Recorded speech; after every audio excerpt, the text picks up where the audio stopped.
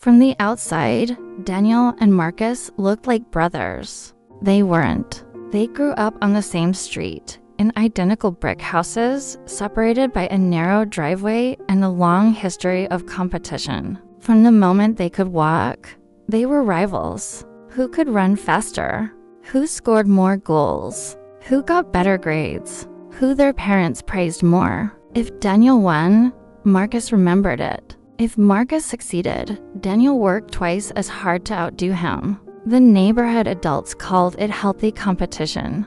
But beneath the surface, something sharper was growing.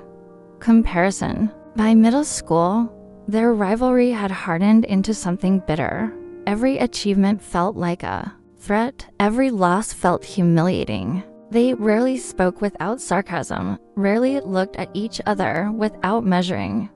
By high school, they barely spoke at all. Life, as it does, eventually pulled them in different directions. Daniel went to college on the East Coast, studied finance, and built a career defined by numbers and discipline. Marcus stayed closer to home, pursuing art, drifting between creative jobs, fighting to prove he wasn't the less successful one. Years passed. They crossed paths only at holidays, exchanging stiff nods and surface-level small talk.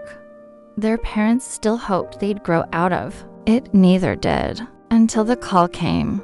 Their childhood friend, Aaron, the glue of their street, had been hospitalized after a sudden accident. The message was brief, urgent, and unsettling. Daniel flew in that night. Marcus arrived minutes later.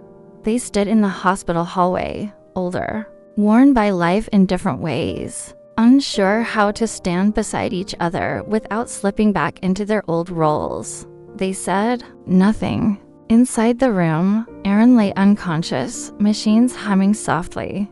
The sight shook something loose in both of them. Time, suddenly, felt fragile. Hours passed. At some point, Marcus sat down heavily, his head in his hands. "I can't do this again," he muttered.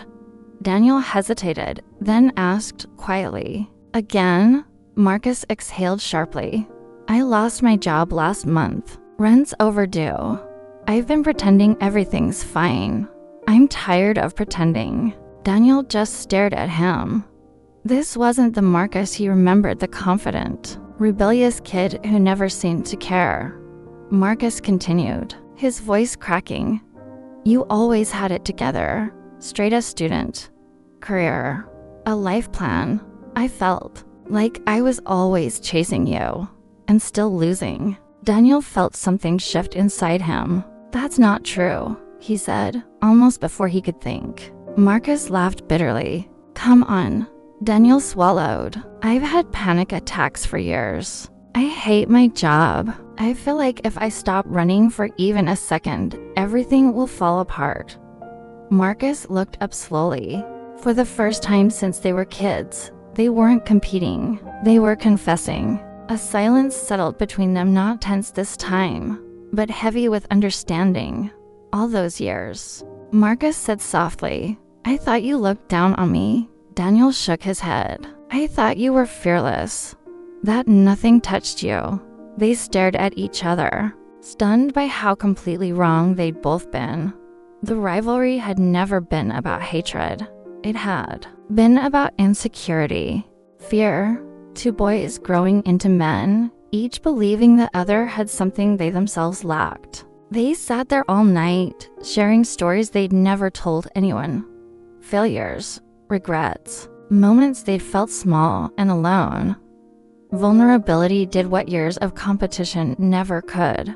It erased the scoreboard. When Aaron finally woke up days later, he found them sitting together, laughing quietly, bonded not by victory but by honesty.